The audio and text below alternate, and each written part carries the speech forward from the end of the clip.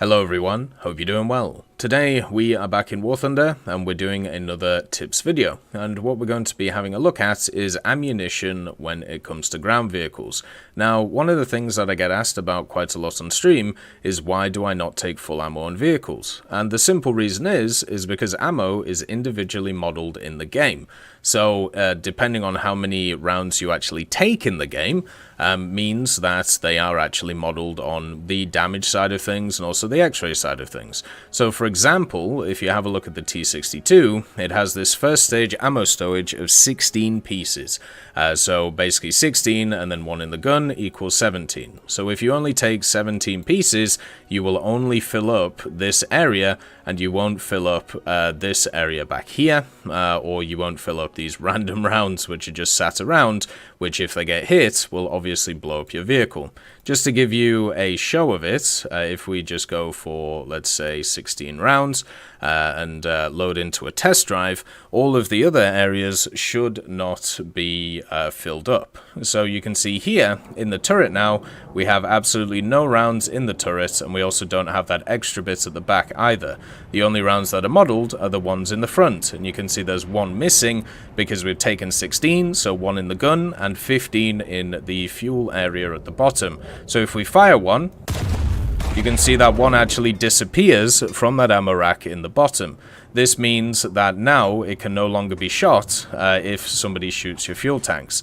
This is why, when it comes to War Thunder ground forces, you need to balance between how many rounds you want to take and also how many rounds you are comfortable with if you get shot and ammo racked. This also means that you should always aim for the first stage ammo stowage on vehicles, because if you don't aim for the first stage ammo stowage on vehicles, what can happen is you may just shoot an area which doesn't have ammo in it because the person hasn't taken a lot of rounds. You'll find this in a lot of vehicles when it comes to Leopards, for example, because Leopards themselves and many higher echelon vehicles have a blowout panel or something similar to that, Leopard 2s I should say. And what this means is what players will take on a vehicle, let's say like a 2A5, what they'll do is they'll just take the first stage ammo stowage, the 15 pieces plus the 16th piece in the gun, and then this area will not be full of ammo. Sometimes it'll just have like one rack at the bottom, so shooting for this area, generally all you'll do is you'll hit the loader, which is why it's actually better to shoot this side, so you hit the driver, gunner, and commander if you have enough penetration.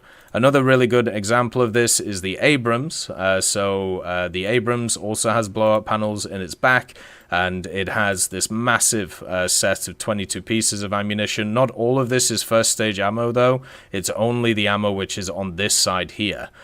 So it doesn't include these ammo pieces here. But if you take extra ammo, then that means that you have this ammo here that people can shoot, and then also this ammo back here. So let's say you only take 20 pieces, or let's put it up to 23 pieces, for example, just in this scenario, then what will end up happening is you won't have any of those extra ammo areas in the bottom of your turret. You can see there's none there, and there's none on the side, and there's only ammo behind your loader, and that's it. And when you fire one round, it actually starts to put one round into the breech of the vehicle. So that's pretty much why you should always check how much ammo you're bringing, and also why it's very important to balance between survivability and overall firepower.